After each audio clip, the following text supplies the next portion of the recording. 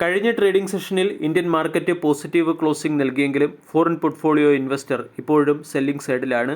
Foreign portfolio investor കഴിഞ്ഞ ദിവസം 1703 കോടി രൂപയുടെ സെല്ലിംഗ് ആണ് നടത്തിയത്. അതേസമയം ഡൊമസ്റ്റിക് ഇൻസ്റ്റിറ്റ്യൂഷണൽ ഇൻവെസ്റ്റർ തുടർച്ചയായ അഞ്ചാമത്തെ ട്രേഡിംഗ് സെഷനിലും 4316 കോടി രൂപയുടെ ബൈയിങ് നടത്തി. നിഫ്റ്റിയുടെ ഡെയിലി ക്യാൻഡിൽ പാറ്റേൺ നമ്മൾ പരിശോധിച്ചാൽ ഹയർ ഹൈ ഹയർ ലോ രീതിയിലുള്ള ഒരു ബുള്ളിഷ് പാറ്റേണിൻ്റെ തുടക്കത്തിന് സമാനമായ രീതിയിലുള്ള സെറ്റപ്പാണ് കാണാൻ സാധിക്കുക. അതേസമയം വരും സമയങ്ങളിൽ ഇന്ത്യൻ മാർക്കറ്റ് 24,400-നും 24,900-നും ഇടയിലുള്ള കൺസോൾട്ടേഷൻ ഫേസിൽ തുടരാനാണ് സാധ്യത. ഇവിടെ 24,400, 24,350 തുടങ്ങിയ റേഞ്ചുകൾ ക്രൂഷ്യൽ സപ്പോർട്ടായി പ്രവർത്തിക്കും. ഏതെങ്കിലും കാരണവശാൽ 24,000 എന്ന സൈക്കോളജിക്കൽ സപ്പോർട്ട് നഷ്ടമായാൽ market 50 week exponential moving average range എന്ന സ്ട്രോങ് സപ്പോർട്ട് നഷ്ടപ്പെടുത്താനും സാധ്യതയുണ്ട്. ഇനി ഇന്നത്തെ ട്രേഡിംഗ് സെഷനിൽ സ്റ്റോക്ക് സ്പെസിഫിക് ആക്ഷൻ വരാൻ സാധ്യതയുള്ള ചില പ്രധാനപ്പെട്ട സ്റ്റോക്കുകളിലേക്ക് കടക്കാം. ഒന്നാമത്തേത് ഓട്ടോമൊബൈൽ സെക്ടറിലെ സ്റ്റോക്കുകളെ ഇന്നും ഫോക്കസ് ചെയ്യാം. ഹീറോ മോട്ടോർ കോർപ്പിൻ്റെ ഓഗസ്റ്റ് മാസത്തെ സെയിൽസ് ഡേറ്റ പുറത്തു വന്നിട്ടുണ്ട്. ഹീറോ മോട്ടോർ കോർപ്പിൽ നിന്നും 5.4 ലക്ഷം യൂണിറ്റിൻ്റെ സെയിൽസാണ് മാർക്കറ്റ് പ്രതീക്ഷിച്ചത്. 5.5 ലക്ഷം യൂണിറ്റിൻ്റെ സെയിൽസ് കമ്പനിക്ക് നേടാൻ സാധിച്ചു. ഇയർ ഓൺ ഇയറിൽ സെയിൽസ് 8% വർദ്ധിച്ചിട്ടുണ്ട്. ടു വീലർ സെയിൽസിൽ 8% വർധനവിൽ സ്കൂട്ടർ സെഗ്മെൻറ്റിൽ 52.9% വളർച്ച കമ്പനിക്ക് കൈവരിക്കാൻ സാധിച്ചു. 52,204 സ്കൂട്ടർ യൂണിറ്റുകളാണ് കമ്പനിക്ക് വിറ്റഴിക്കാൻ സാധിച്ചത്. മോട്ടോർ സൈക്കിൾ സെയിൽസ് 4.9% വർദ്ധിച്ച് 5.02 ലക്ഷം യൂണിറ്റായി മാറി. ഡൊമസ്റ്റിക് സെയിൽസിൽ 5.5% വളർച്ച കൈവരിച്ചപ്പോൾ എക്സ്പോർട്ടിൽ 72% വളർച്ച കമ്പനി കൈവരിക്കുകയും 34,588 യൂണിറ്റ് എക്സ്പോർട്ട് ചെയ്യാൻ കമ്പനിക്ക് സാധിക്കുകയും ചെയ്തു. മാരുതി സുസുക്കിയുടെ ബിസിനസ് അപ്ഡേറ്റിൽ ഓഗസ്റ്റ് മാസത്തിൽ പ്രൊഡക്ഷൻ 6.3% ഇടിഞ്ഞ് 1.58 ലക്ഷം യൂണിറ്റായി മാറി. പാസഞ്ചർ വെഹിക്കിൾസിൻ്റെ പ്രൊഡക്ഷൻ 6.3% ഇടിയുകയും ചെയ്തു. ഇവിടെ ഓഗസ്റ്റ് മാസത്തെ സെയിൽസ് റിപ്പോർട്ടിനേക്കാൾ ഉപരി GSTയിൽ പാസഞ്ചർ വെഹിക്കിൾസിൻ്റെയും ടു വീലേഴ്സിന് മുകളിലുള്ള GST 18% കുറയ്ക്കും എന്നുള്ള ഒരു അപ്ഡേറ്റാണ് ഓട്ടോമൊബൈൽ സെക്ടറിലെ റാലിക്ക് പിന്നിലെ പ്രധാന കാരണമായി തുടരുന്നത്. NMDCയുടെ ബിസിനസ് അപ്ഡേറ്റ് പുറത്തു വന്നിട്ടുണ്ട്. NMDCയുടെ ആഗസ്റ്റ് മാസത്തെ ടോട്ടൽ പ്രൊഡക്ഷൻ 9.7% ഇയർ ഓൺ ഇയറിൽ വർദ്ധിച്ച് 3.37 മില്യൺ ടണ്ണായി മാറി.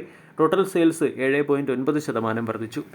കോൾ ഇന്ത്യയുടെ ബിസിനസ് അപ്ഡേറ്റിൽ ടോട്ടൽ പ്രൊഡക്ഷൻ 9.4% വർദ്ധിച്ച് 50.4 മില്യൺ ടണ്ണായി മാറി. ടോട്ടൽ സെയിൽസ് 7.6% വർദ്ധിച്ച് 56.7 മില്യൺ ടണ്ണായി മാറി.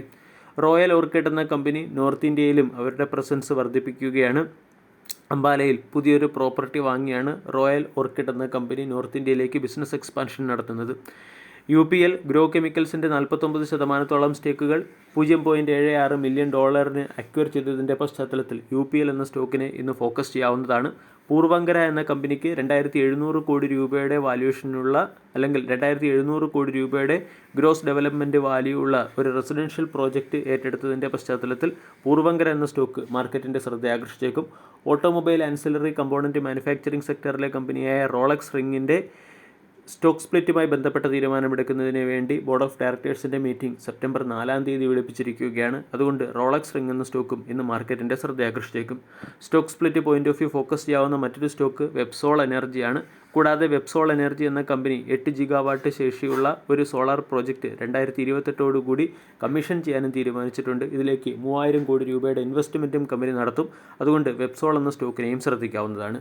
BELന് 644 കോടി രൂപയുടെ ഒരു ഫ്രഷ് ഓർഡർ ലഭിച്ചതിൻ്റെ പശ്ചാത്തലത്തിൽ സ്റ്റോക്കിനെ ഫോക്കസ് ചെയ്യാം. മാൻ ഇൻഫ്ര എന്ന കമ്പനി സ്റ്റാർക്രേറ്റിൻ്റെ 98%-ഓളം സ്റ്റേക്കിൽ പാർട്ണർഷിപ്പിൽ ഒപ്പുവെച്ചതിൻ്റെ പശ്ചാത്തലത്തിൽ മാൻ ഇൻഫ്ര മാർക്കറ്റിൻ്റെ ശ്രദ്ധ ആകർഷിച്ചേക്കും. Suryoday small financial